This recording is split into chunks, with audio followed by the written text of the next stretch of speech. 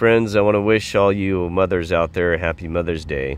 And, you know, it was amazing. All these years, I never looked up Mother's Day. So this might be a rehash for you, but I could not believe, I didn't know the backstory, the narrative behind Mother's Day. I'm actually shocked because I always thought it had, you know, I always thought it had something to do with religion or something, or, you know, something like Mother Mary and stuff, which, you know, the churches have picked that up, and they, you know, there's a lot of stuff that I've been to Mother's Day in church that they talked about Mary and stuff like that with the Lord and everything. But anyway, I did not realize the basis, so I'm going to do this really quick because I think I want to share this with you, and if not, you might want to stop here and move on because I know your time is valuable. But this is a good read, I found that.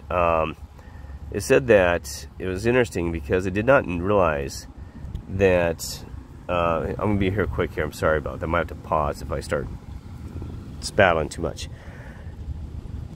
Anyway, Mother's Day was actually founded, here we go. I'm going to have to pause because I don't want you to have to go through all this. You know, this is interesting. It says, just a side note here, Mother's Day is the third highest selling holiday for flowers and plants. Well, you know, it's also the season that flowers tend to start blooming. I know that even in Seattle they have a lot of tulips and stuff like that. So it's, you know, by nature, something to use that as a something that's developed to throughout the course of history to sell that.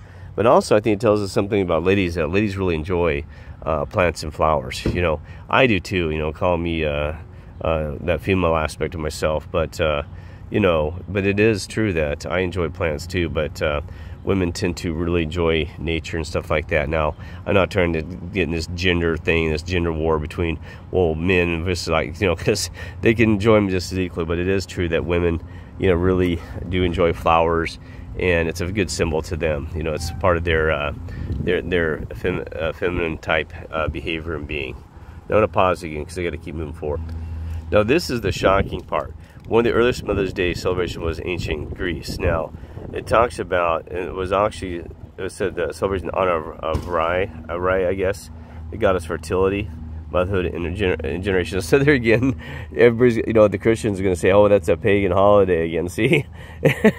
So, you know, it's that's what's funny about it. You know, the Christians, the first ones to actually celebrate, you know, holidays. I'm not trying to insult the Christians, so don't think I'm doing that.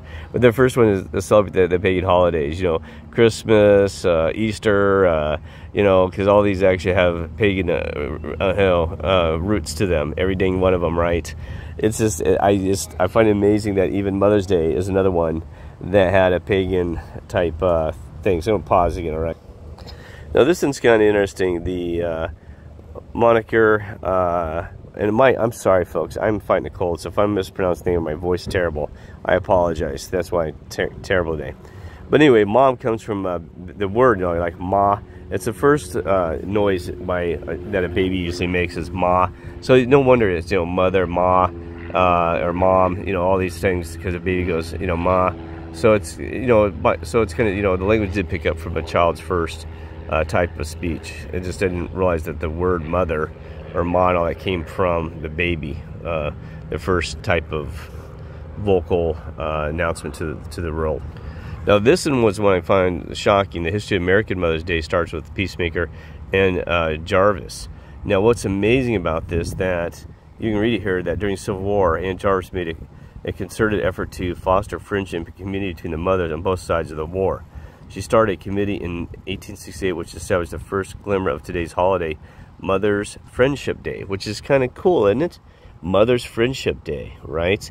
And boy, do we need some Father Friendships Day too, because the whole world is, everybody has been divided, and they don't, we've forgotten how to just be friends, even friends among strangers. But the fact that them to be friends even during the Civil War, could you imagine? And but boy, that was a terrible war too, because remember we had brothers fighting against brothers, and oh my gosh, on both sides. But anyway, so she was trying to bring peace, and sometimes peace, it begins just with things like this, little simple little actions. What a great lady. And then what's really interesting about it is then her daughter picks it up, okay? And Anna Reeves Jarvis, she actually came establishing the observance of it, and she said the very first Mother's Day was celebrated in 1908 because she wanted to honor her mother, right? But anyway, because she worked in the background, and I think she worked with Woodrow Wilson, even to, she said, to help establish Mother's Day into law in 1914. So it became a nationwide holiday by President Woodrow Wilson. But what's amazing, so Anna Jarvis, I mean, this became an international, it started spreading around the world after these type of things. Well, anyway, what was really interesting about this, that I did not know she started Boy Scouts, because guess what? Read this. The holiday quickly became a commercialized opportunity for producers to sell flowers, candies, and cards. And Anna Rita Jarvis felt this was detracting from the personal and intimate aspects of the holiday and defined this by starting Boy Scouts. You got to be kidding me.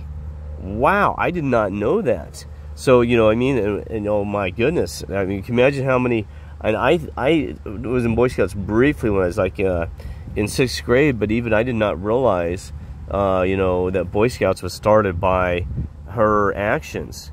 But she did walkouts and she condemned the first Lady Eleanor Roosevelt for using the day as a means of fundraising. Whoa. See, because that's what's true. It takes away the whole value, the whole original purpose and meaning, right? And it's been so wiped over and covered up. Even myself, I had to look up what Mother's Day was originally, what the intent was. Isn't it amazing how, people start these things and the quickly just dwindle becomes, it's all about money again, folks. And see, we think that's a new thing. Yes, the world's even greedier now, but it was greedy then. I mean, ladies and men's hearts was always about the material world and greediness. Look at this. I mean, really? And it just took away. But what was sad about this is what's sad, though. She invested all her money in this fight. She spent all her money to fight it and died at the age of 84 in a sanitarium. Well, she probably didn't die from being insane. Maybe she probably drove her insane, because this will drive you insane. You're trying to fight, trying to keep the integrity and all these things and what true value and even respect of this holiday. You got to be kidding me. I mean, wow. I mean, when I read that, I was like in shock. Well, anyway, I'm going to pause again. But boy, think about that and chew on that for a little bit. That is a sad story. I mean, spends all our dang money. Oh, you're kidding me. And by the way, you can fight it till the wind. My goodness. Well, anyway, it keeps listing a bunch of these different ones. But what's really interesting, it says that even women today are waiting till 30 to become first-time mothers because of this rule that's put so much pressure at a young age and stuff like that. And I'm not going to argue whether it's good or bad, but anyway, but there's a lot of things too that a red carnation meant that your mother was was still alive, and the white one would mean that she had passed away. But anyway, there's just so many cool facts in here if you really want to dig through here. And so it's I'm sure there's probably even a ton more facts about Mother's Day. But anyway, so I'm going to stop it here. And, 31 billion was spent on Mother's Day. And they said that it's the highest record of phone calls actually occur on Mother's Day, more than any other holiday or anything. They said it's the most phone calls per day per year, which I didn't realize, which kind of makes sense. People want to talk to their mother and stuff like that and wish her happy Mother's Day, right? I mean, no offense, guys. You take second place in this, by the way, too. Father's Day, nobody cares. I'm curious how Father's Day started. I'm going to look that up. I'm serious. Father's, and it's no offense, ladies, and even you gentlemen, that Father's Day, nobody really pays attention. It kind of goes way down the back burner, right? Anyway, take care. Love you all.